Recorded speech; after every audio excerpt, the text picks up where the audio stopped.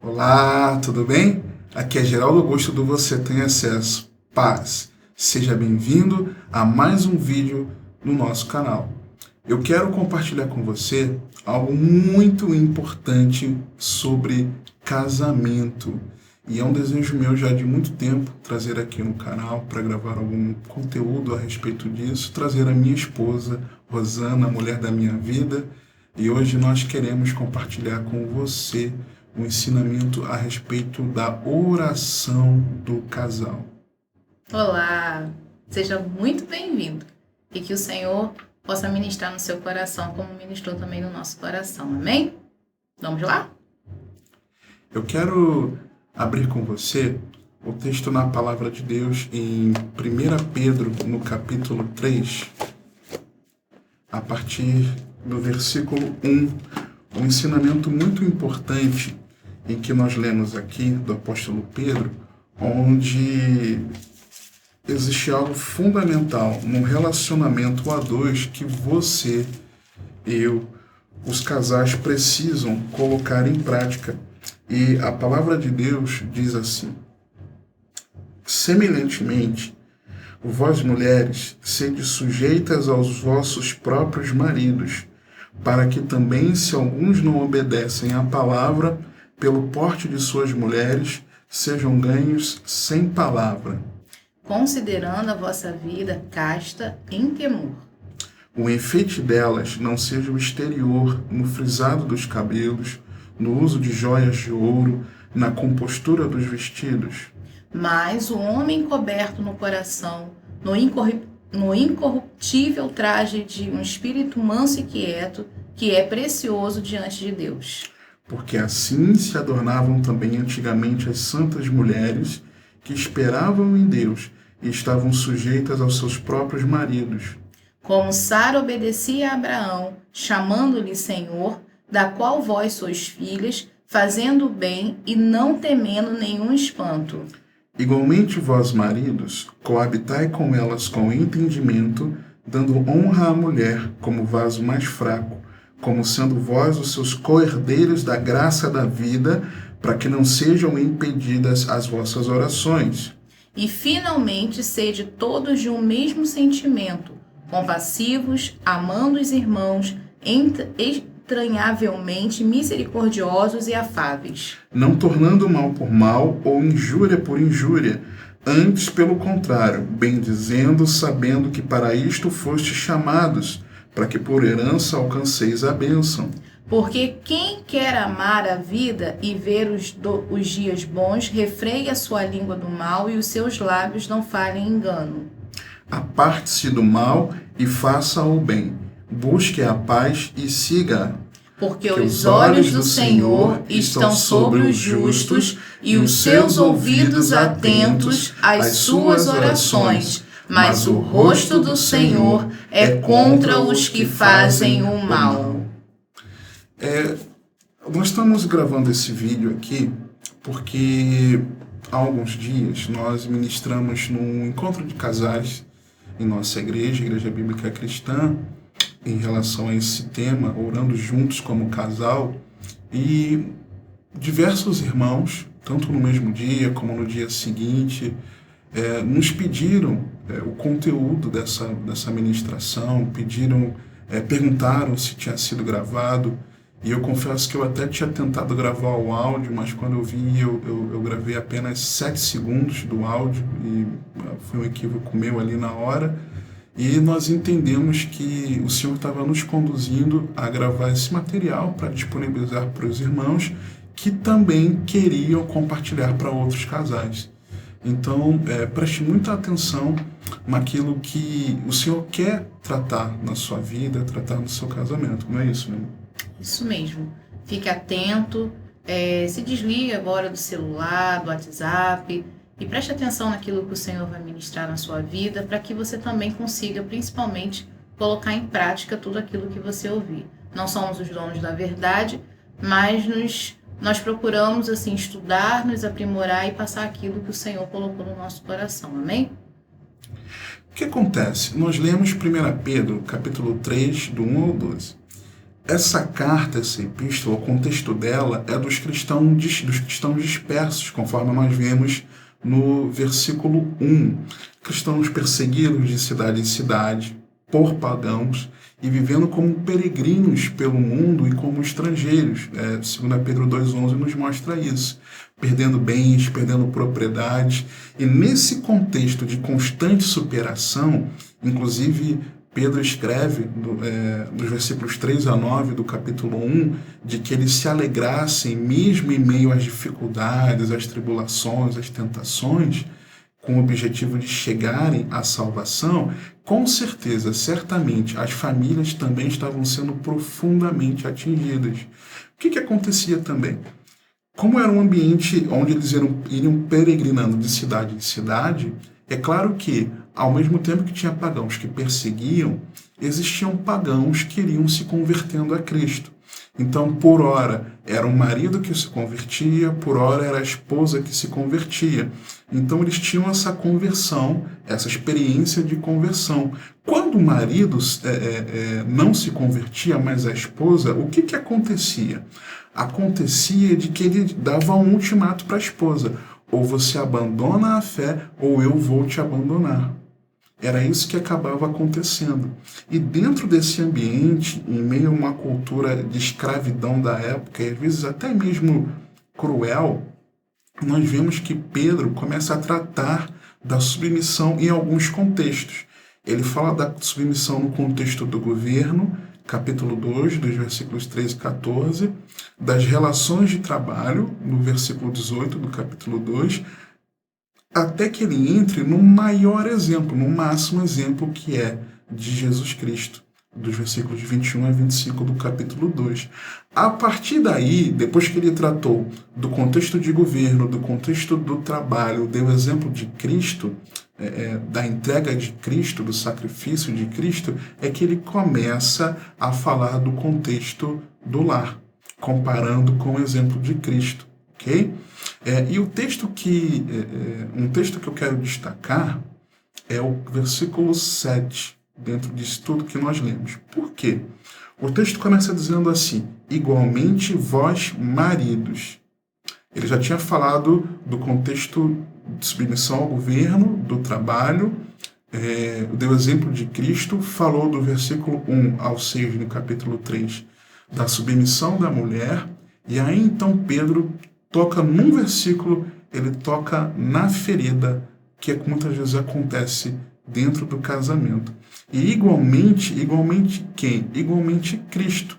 Da mesma maneira que Cristo serviu a igreja com um amor sacrificial, os maridos também precisam se preocupar com a esposa e servir de maneira também sacrificial. É um amor sacrificial e é uma entrega, é um serviço.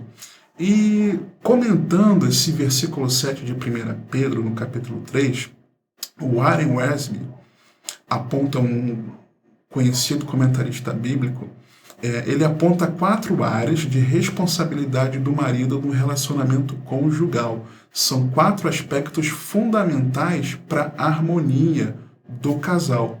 Que aspectos são esses?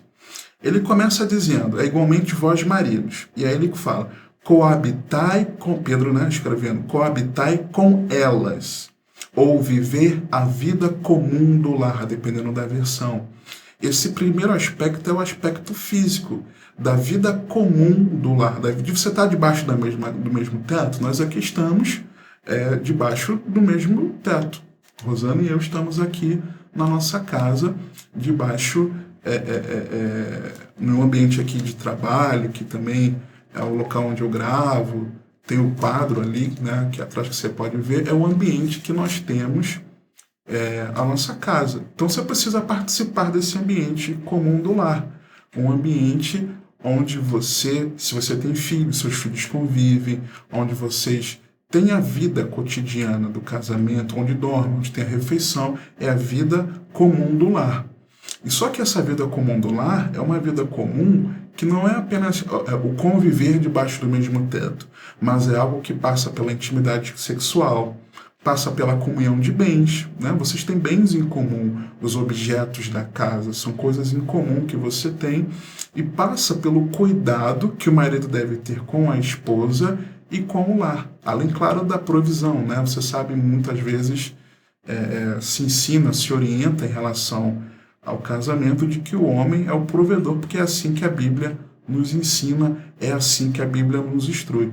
E isso é muito importante, esse cuidado físico, né? O marido ser presente, não ser fisicamente, não ser o marido ausente. Me lembrei agora, eu creio até que foi o Senhor me lembrando agora, de muitas vezes eu enrolava no trabalho para que eu chegasse tarde em casa, porque eu não queria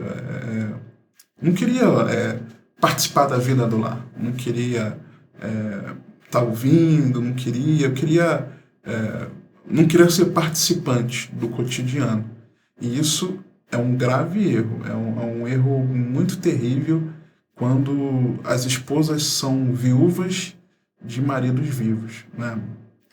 Porque as coisas que acontecem dentro de casa não é só de responsabilidade da esposa, ou seja, alguma coisa que aconteceu com seu filho na escola, ou alguma coisa que aconteceu mesmo dentro de casa, uma decisão que precisa ser tomada, ou de uma compra, ou sei lá, se você mora em condomínio, alguma coisa que precisa ser resolvida. Então, não é só a esposa que precisa resolver, né? Tem que ter o apoio do marido, a decisão, ouvir o marido, saber qual é a palavra do marido. Aliás, que o marido ele precisa conduzir a sua família em N aspectos. E um dos aspectos é tomar certas decisões no nosso lugar, né? A mulher passar a situação que aconteceu e o marido, assim, dar sua palavra e decidir.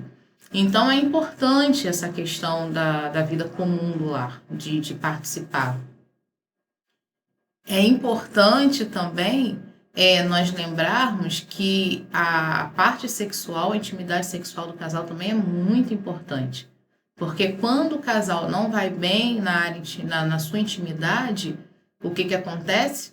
Provavelmente as outras áreas também vai muito mal, né? E se não tem intimidade, como que vai orar junto? Como que vai ter comunhão? Como que vai compartilhar da palavra? São coisas que não combinam, são coisas que não andam juntas. Então, é muito importante vida comum do lar, intimidade sexual, comunhão de bens. Não é o seu dinheiro, meu dinheiro, ou suas dívidas, minhas dívidas, né? Aqui em casa a gente sempre teve tudo junto, né? Conta conjunta, tudo sempre foi muito junto, até mesmo antes de casar, né? A gente sempre, desde noivos, a gente sempre foi tudo muito junto. Então não tem meu dinheiro, seu dinheiro, suas coisas, minhas coisas. Então somos uma só carne para tudo. Suas dívidas, minhas dívidas, somos unidos em tudo, né? Então, e o cuidado com nós, esposas, né? O cuidado do lar, o cuidado da provisão que vem do marido. Não que nós não possamos trabalhar, também ajudar, mas sabendo que cada um tem o seu papel e cada um precisa cumprir bem esse papel. E uma coisa que acontece muito hoje em dia também é que tem muito marido que... A gente sabe que existem questões difíceis, dos aspectos hoje econômicos, e que a esposa acaba ajudando, e por vezes o marido está desempregado, a esposa está trabalhando. Só que, com todo respeito, tem muito marido muito descansado. E nós, maridos, não podemos ser descansados. Se porventura surgiu alguma questão difícil, financeira, perdeu o emprego, alguma coisa assim, nós não podemos descansar. A esposa está trabalhando. Não, você precisa se mexer. Isso é o que nós enxergamos dentro da palavra de Deus. Há quem discorde e nós respeitamos, mas o nosso entendimento na palavra é que o marido não pode deixar esse peso da provisão sobre as costas da esposa. O segundo aspecto que Wesley comenta é sobre o aspecto intelectual. Por quê? Na parte B do versículo 7, Pedro continua: coabitai com elas com entendimento. E o que esse entendimento ele aponta, hein, amor? Ele aponta o quê? Como fruto do conhecimento sobre as peculiaridades femininas. sejam variações de humor, sentimentos, medos, esperanças da esposa, ouvindo com o coração e falando a verdade em amor. Ou seja, nós mulheres, nós somos o quê? Nós temos peculiaridades. Nós temos a questão hormonal, né? Conforme o nosso hormônio ele sobe, ele desce, muda o nosso humor, ficamos mais irritadas, ficamos mais sensíveis, ficamos mais chorosas. Então, dependendo de como está a nossa questão hormonal, é o nosso dia. Ou muito sensível ou muito irritadiça. Então, ele fala com isso, que o homem ele precisa ter esse entendimento. Ele precisa ter esse conhecimento de como nós, vamos dizer assim, funcionamos, né? De como é o nosso dia a dia, né? É isso mesmo. E aí, somos mulheres que somos fortes para muitas coisas, mas muito frágeis para outras. Temos nossos medos, temos esperanças, temos sonhos. Então, ele precisa o quê? Ele precisa conhecer esse universo com entendimento, com conhecimento, para poder saber lidar com a sua esposa da melhor maneira possível. E isso é fundamental. O homem, muitas vezes, ele se preocupa em compreender isso passa pela mente, muitas coisas, muitos aspectos do trabalho. Ele é extremamente dedicado em compreender a sua atividade profissional, muito capacitado, independente da profissão que for. Entende de tantas coisas, mas precisa entender de como funciona esse universo feminino. E o terceiro aspecto que o Risby comenta é sobre o aspecto emocional, porque Pedro ele escreve, dando honra à mulher como vaso mais fraco, na parte C do versículo. E isso nos mostra como é importante ser romântico, carinhoso, amável, cavalheiro, respeitando os sentimentos, os desejos e a maneira de pensar da esposa. Por quê? Porque ela é mais sensível na alma e mais frágil na força física.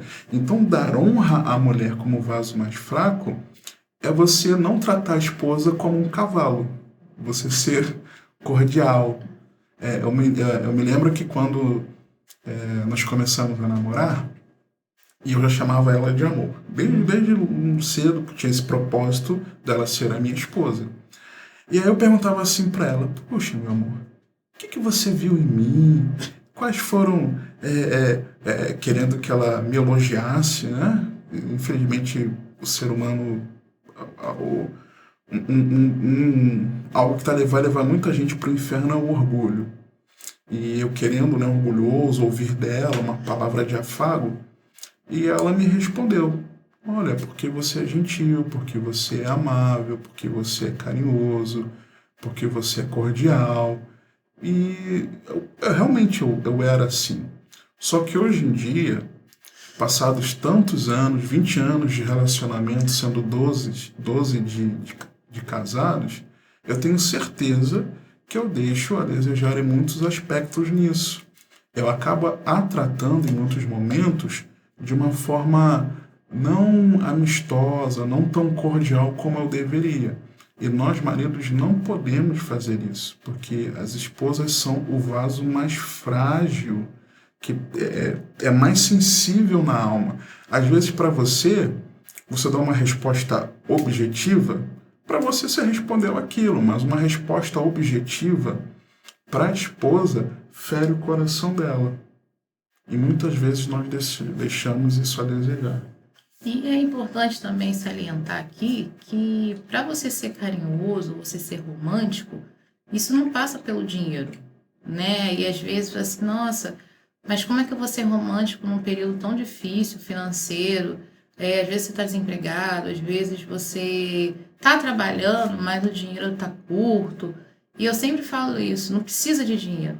Se você chegar em casa, se ela gosta de chocolate, se você chegar em casa com uma trufa, com serenata de amor, enfim, um bombom. Se você chegar em casa com uma rosa, ou se você mandar uma mensagem no WhatsApp, às vezes você fala com tanta gente durante o dia, mas você não consegue mandar uma mensagem de amor, de carinho para sua esposa. Oi, amor, tô com saudade. Tá tudo bem? Às vezes só para perguntar se tá tudo bem. Então, assim, são pequenas coisas. As mulheres, elas não olham para grandes coisas. Não que a gente não goste, a gente gosta.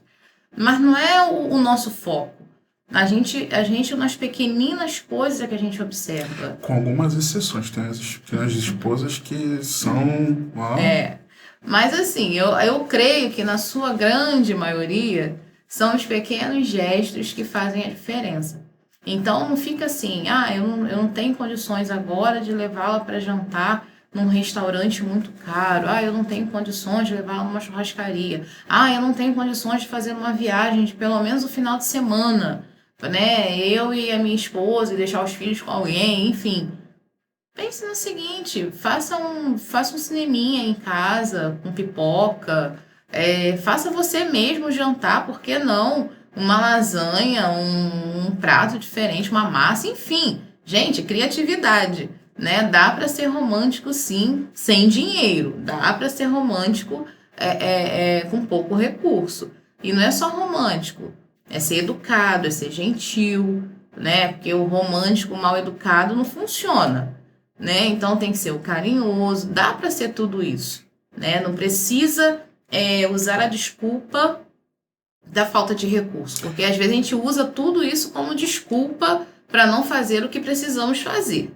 Ela salientou um negócio importante, porque quando o camarada quer ser muito romântico, alguns momentos muito romântico, mas ele não é cordial no dia a dia, ele tá mal intencionado, né? Então... Aí não adianta. As mulheres não é assim que funciona. As mulheres não são burras, elas sabem que você está mal intencionado. Então, seja rotineiramente no cotidiano, na vida comum, coabitai, dando a ela honra, porque é o vaso mais frágil. O quarto aspecto que o Wesley comenta também é o aspecto espiritual. Porque a palavra diz, dando honra à mulher... E aí fala lá do vaso mais frágil, depois complementa. Como sendo vós os seus co-herdeiros da graça da vida. O que acontecia? Lembra que eu falei que a igreja ali, o povo, estava sendo perseguido pelos pagãos? Nessa perseguição aos pagãos, alguns se convertiam, outros não. Eles tinham uma cultura, do culto grego, por exemplo, em que as mulheres elas eram tidas espiritualmente... à parte. Até nas sinagogas judaicas, as mulheres eram consideradas à parte ou até mesmo eram desconsideradas ou ainda consideradas com menos direitos espirituais. Existiam lugares no culto religioso em que os homens ficavam num ambiente ali, né, junto com todos, e num local à parte, atrás de um biombo, as mulheres ficavam. Então, quando Pedro escreve isso, ele está querendo mostrar e ensinar o seguinte, que é uma verdade da palavra de Deus, que no cristianismo, na vida cristã, o servo de Deus precisa entender que as mulheres têm iguais direitos espirituais. Por eu ser o marido... Eu não sou mais espiritual do que ela por ela ser a mulher, a esposa. Eu não sou... pensa na figura do Antigo Testamento, a figura do sacerdote. Eu não sou o sacerdote que ela só chega a Deus através de mim. Não. Ela hoje, como cristã, a partir de Cristo, todos nós temos de oferecer o nosso sacerdócio diante do Senhor. Inclusive, nessa mesma carta aqui de 2 Pedro, de 1 Pedro, ele fala isso. Deixa eu até achar aqui, ó. Versículo 9 do capítulo 2. Texto muito conhecido. Esse texto aqui ele está falando, no capítulo 12 ele fala muito contra o pecado, para que eles andassem em santidade. Mas olha o que fala o versículo 9. Mas vós sois a geração eleita, o sacerdócio real, a nação santa, o povo adquirido, para que anuncieis as virtudes daquele que vos chamou das trevas para a sua maravilhosa luz. Vós que em outro tempo não erais povo, mas agora sois povo de Deus, que não tinhas alcançado misericórdia, mas agora alcançaste misericórdia. Quem? Só os maridos? Não. tanto os maridos quanto as esposas. Então o marido não é mais espiritual do que a esposa.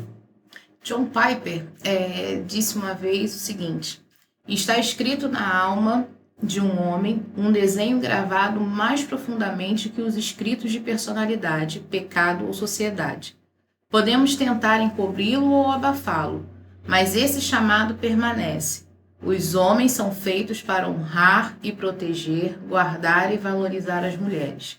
Pedro diz que o marido cristão mostra essa honra porque sua mente foi inundada pelo conhecimento do Evangelho. Com a graça da vida eterna à vista, o marido cristão honrará a esposa como o vaso mais fraco, emocional, espiritual, verbal, físico, financeiro, a qualquer custo. Deus escreveu isso em sua alma.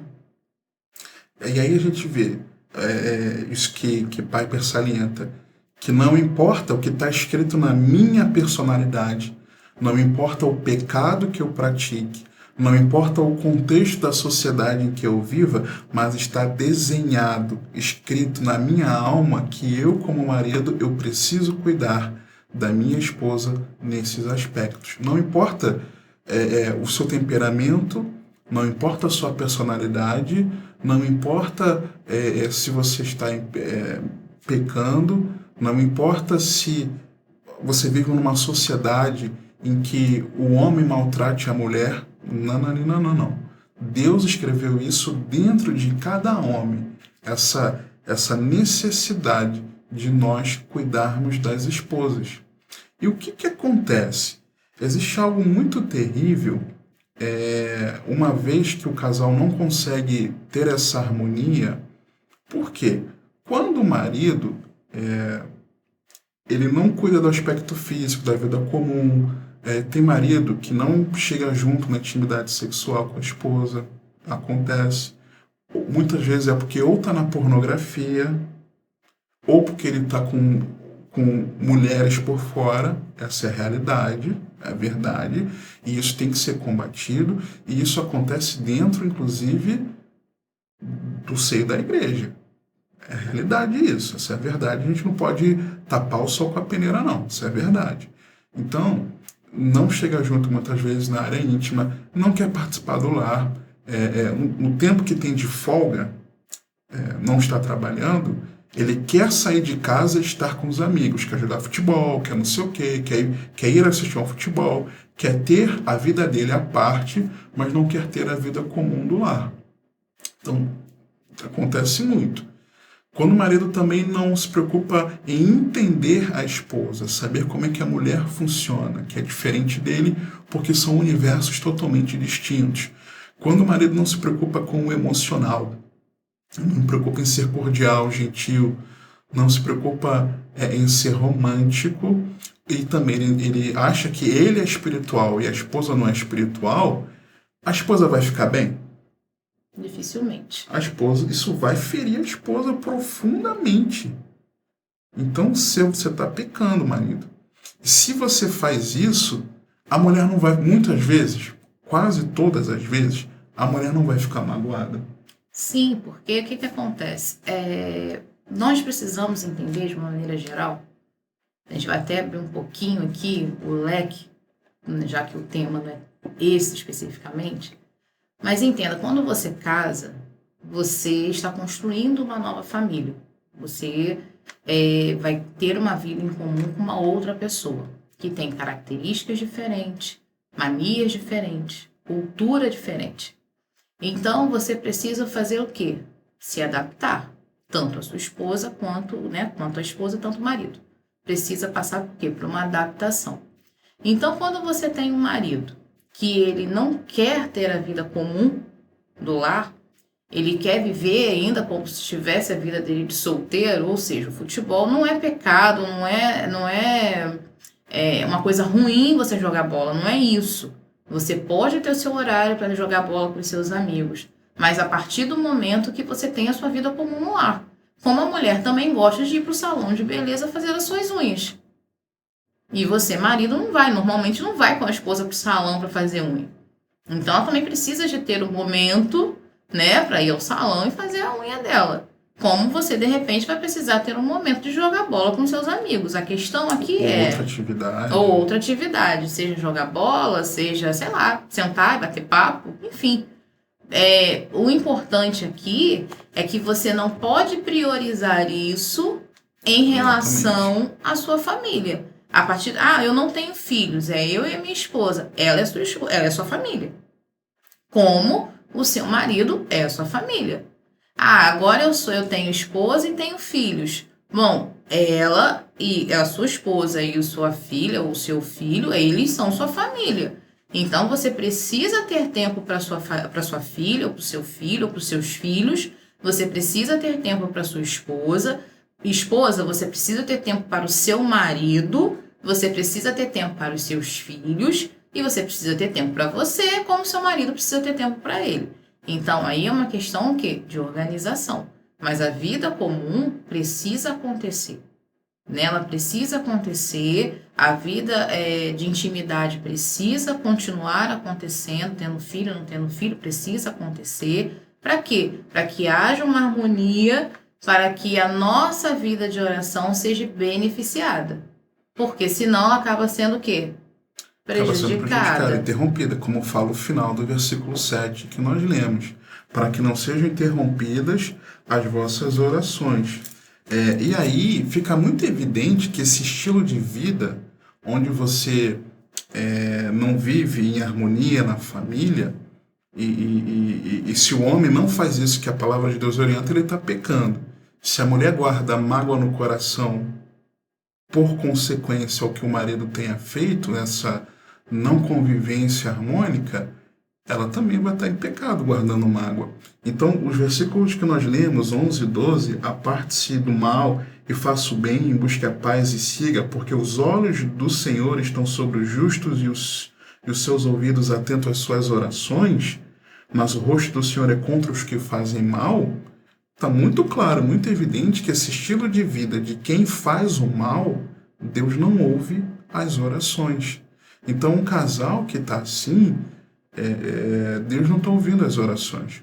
E até mais, até em outros papéis, às vezes como profissional, como vizinho, como irmão em Cristo, como patrão, como chefe, como responsável, o papel que for fazendo mal, Deus não vai ouvir as orações. Que dirá num casal que deveria andar em unidade? O casal deveria ser um.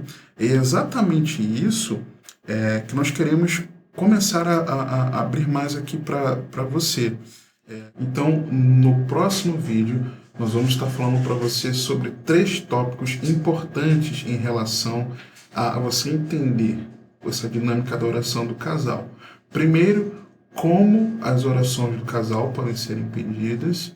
Depois nós vamos estar falando sobre o que fazer em relação a isso. E por último, então, como orar. Até o próximo vídeo. Deus te abençoe.